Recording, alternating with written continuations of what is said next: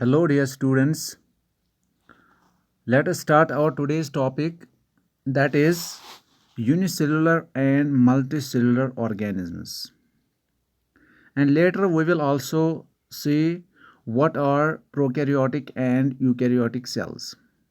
So let us start with the first important term, that is unicellular organism. Unicellular. What is a unicellular organism? As the name suggests, unicellular. Uni means one or single, and cellular means that is something which is composed of cells. So, what's a unicellular organism? Organism or organisms which are made up of only a single cell. तो जो organisms एक cell के बने होते हैं उनको हम बोलते हैं यूनिसेलुलर ऑर्गेनिज्म. फॉर एग्जांपल, तो इसमें जो एग्जांपल है वो है अमीबा एंड पैरामीशियम. तो अमीबा है, पैरामीशियम है, तो ये वो ऐसे ऑर्गेनिजम्स है, इनकी बॉडी जो है एक सेल की बनी है, तो इनको हम इसलिए बोलते हैं यूनिसेलुलर ऑर्गेनिजम्स. तो यूनिसेलुलर ऑर्गेनिजम्स में एक चीज़ हम देखते हैं कि इनके जो भी बॉडी फंक्शंस होते हैं, जितने भी बेसिक फंक्शंस होते हैं, तो ये सारे फंक्शंस इसी एक सेल को करने पड़ते हैं. चाहे वो रेस्पिरेशन हो, चाहे वो एक्सक्रीशन हो, डाइजेशन हो, या और कोई काम हो, तो ये एक्शंस या बॉडी फंक्शंस जो होते हैं ये इसी एक सेल को करने पड़ते हैं. तो ऐसे ऑर्गेनिजम्स को हम बोलते हैं यूनिसेलुलर ऑर्गेनिजम्स. और नंबर सेकंड जो है टाइप, वो है multicellular organisms. Here this multicellular term जो है, इसमें इसका मतलब क्या होता है?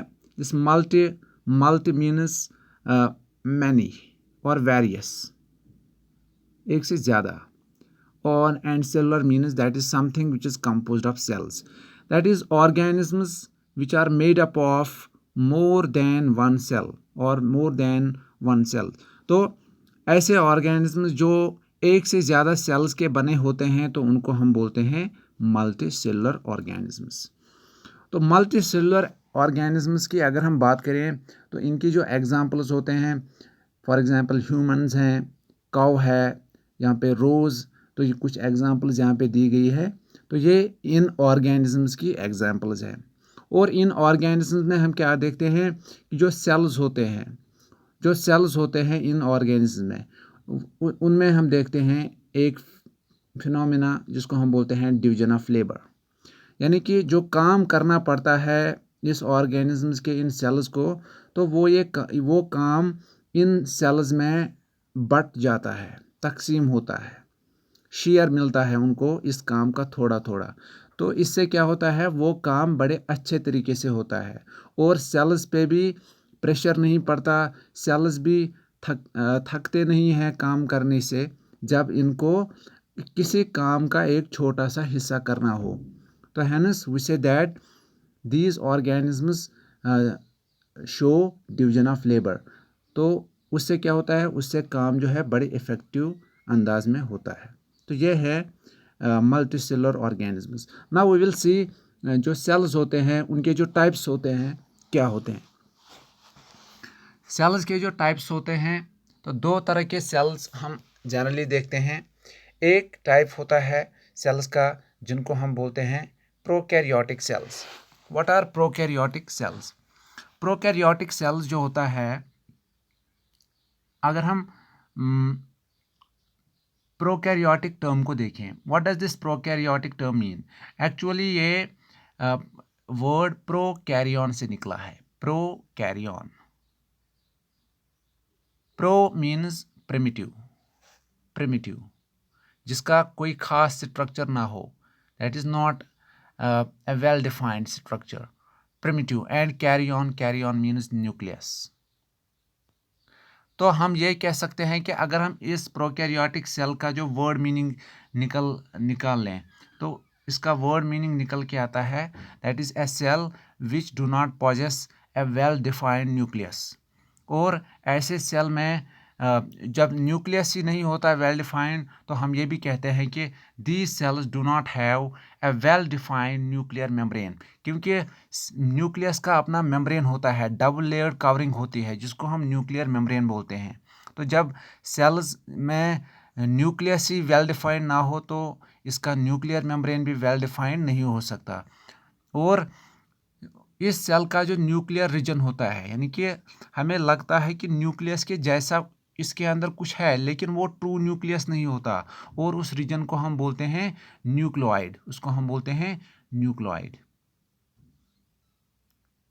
A nuclear region but it is not well defined, so it is called a nucleoid. ठीक है, ओके।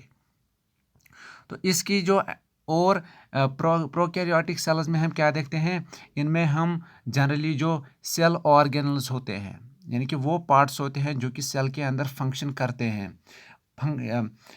तो उन पार्ट्स को हम बोलते हैं सेल ऑर्गेनल्स। तो वो सेल ऑर्गेनल्स जनरली होते हैं, generally they are absent, they are generally absent. अगर मैं कुछ की एग्जांपल ले लूँ, फॉर एग्जांपल न्यूक्लियस है, माइटोकॉन्ड्रिया है, या गोल्गी कम्प्लेक्स है, तो वो ऐसे सेल्स में एब्सेंट होते हैं। ठीक है, और इन सेल्स की अगर हम एग्जांपल्स की बात करें तो बैक्टीरिया है, बैक्टीरियल सेल जो होती है वो होती है प्रोकैरियोटिक सेल, और एक और ऑर्गेनिज्म है ब्लू ग्रीन अलगे। तो इन ऑर्गेनिज्म में पाई जाती हैं प्रोकैरियोटिक सेल्स। और फिर जिन ऑर्गेनिज्म में पाई जाती हैं ये प्रोकैरियोटिक सेल्स, तो उन ऑर्गेनिजम्स को हम बोलते हैं प्रोकैरियोट्स, प्रोकैरियोट्स और प्रोकैरियोटिक ऑर्गेनिजम्स। ठीक है, और दूसरे तरीके की जो सेल होती है वो होती है eukaryotic cell. What is eukaryotic term? This eukaryotic term is derived from two words, that is you and carry on. You means true, you means true और वेल डिफाइंड, यानी कि यू का जो मीनिंग निकल के आता है वो आता है वेल डिफाइंड और true, and carry on means nucleus. तो सेल्स हैविंग न्यूक्लियस और well defined nucleus, true nucleus and well defined nuclear membrane. तो जिन सेल्स में अपना एक बाज़ाब्ता न्यूक्लियस या न्यूक्लियर मेम्ब्रेन होता है, तो उन सेल्स को हम बोलते हैं यूकैरियोटिक सेल। ठीक है, और यूकैरियोटिक सेल की जो एग्जांपल्स है वो है प्लांट्स हैं या एनिमल सेल्स जो होती हैं, तो वो होती है यूकैरियोटिक सेल्स। और अब हम देखेंगे यूकैरियोटिक सेल्स में एक और फीचर क्या होता है कि इनमें जो मेम्ब्रेन बाउंड सेल ऑर्गेनल्स होते हैं, यानी कि सेल के अंदर साइटोप्लाज्म में जो डिफरेंट पार्ट्स होते हैं सेल के अंदर, for example mitochondria, ribosomes, Golgi complex, etcetera etcetera, endoplasm reticulum, तो वो सारे सेल ऑर्गेनल्स यूकैरियोटिक सेल्स में प्रेजेंट होते हैं। ठीक है, okay. Now at last we will see the diagrams of these two types of cells, that is eukaryotic and prokaryotic cells. तो यहाँ पे आप प्रोकैरियोटिक सेल की तरफ देखिए, ये इस साइड में आपको ये डायग्राम दिख रही है, तो आप इसको और इस वाली डायग्राम को देखिए, आपको फ़र्क खुद ब खुद नज़र आएगा। तो यहाँ पे हम इस प्रोकैरियोटिक सेल के बीच वाले हिस्से में जो ब्लू कलर से दिखाया गया है, यहाँ पे मैं आप उसको एनसर्कल करने जा रहा हूँ यहाँ पे। तो ये है वो न्यूक्लियोइड या वो न्यूक्लियर रीजन जो कि वेल डिफाइंड नहीं है, तो इसको हम बोलते हैं न्यूक्लियोइड।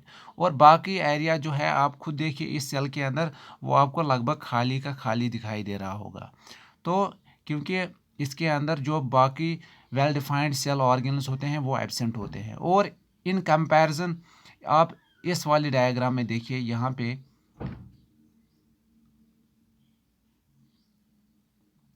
यूकैरियोटिक सेल की डायग्राम देखिए आप, तो इसमें आपको बाज़ाब्ता ये जो है न्यूक्लियस दिखाई दे रहा होगा, एंडोप्लाज्म रेटिकुलम है, गोल्गी कम्प्लेक्स है, माइटोकॉन्ड्रियन एटसेट्रा है। तो ये है इन दो सेल्स के दरमियान डिफरेंसेस। ठीक है, थैंक यू।